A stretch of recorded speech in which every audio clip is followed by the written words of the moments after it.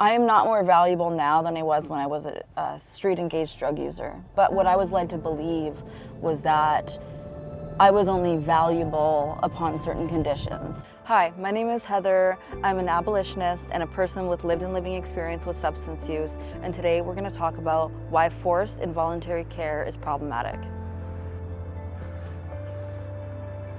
I started using substances at a very young age. I was street entrenched by the time I was 13. I was, of course, followed around by systems actors like social workers, probation officers, stuff like that. And the only course of action that they ever took in terms of my substance use was that I needed to be abstinent and that I needed to be punished.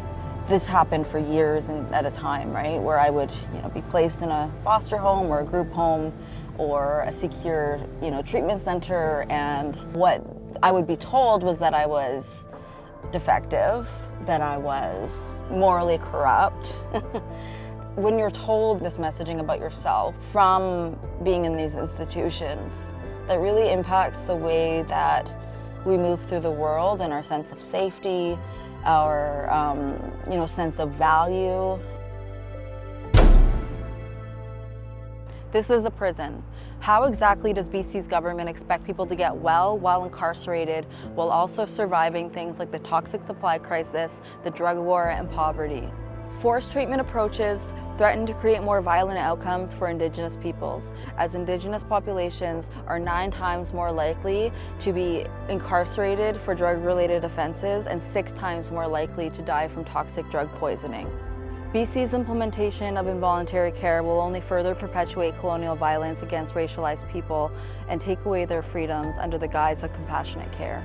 So why wouldn't BC prioritize voluntary treatment options for people who want it, that are dignified, culturally safe, and evidence-based? As it stands now, people are dying while waiting for treatment beds to become available.